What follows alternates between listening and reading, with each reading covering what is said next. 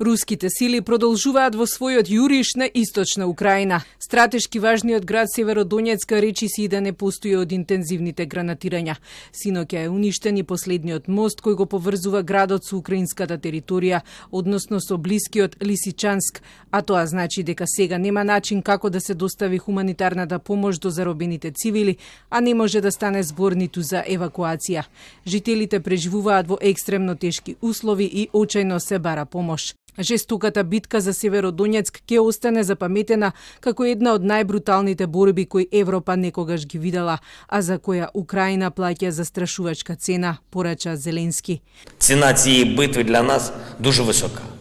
Вона просто страшна. І ми щоденно звертаємо увагу партнерів на те, що тільки достатня кількість сучасної артилерії для України забезпечить нашу перевагу і нарешті кінець російських знущань над украинским Донбасом. По Северодонецк останаа заробени украинските војници. Од проруските воени лидери им се понудени две опции. Северодонецк фактически уже блокирован после того, как вчера они подорвали последний мост, который соединял с Лисичанском, поэтому те воинские подразделения украинские, которые там остались, они остались там уже навсегда. У них два варианта.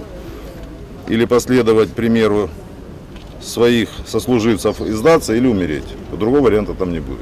По евентуалното целосно освојување на Луганск, фокусот на руската инвазија се очекува да биде на регионот Донецк, пошто се очекува дека рускиот председател Путин ќе прогласи анексија на целиот регион Донбас.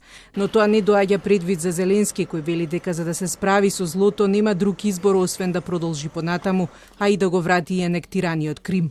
Звичайно, ми звільнимо і наш Крим. Прапор України знову буде над Ялтою Судаком, над Джанкоєм Євпаторією. І хай кожен з російських посадовців, хто захопив собі дорогоцінну землю в Криму, пам'ятає, це не та земля, де їм буде спокій.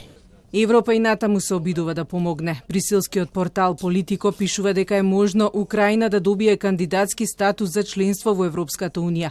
Во текстот кој се повикува на дипломатски извори се додава дека Европската комисија не заборава дека Украина е единствената земја во Европа каде што умираат луѓе и сега на украинците не може да им се каже извинете, веевте погрешни знамења.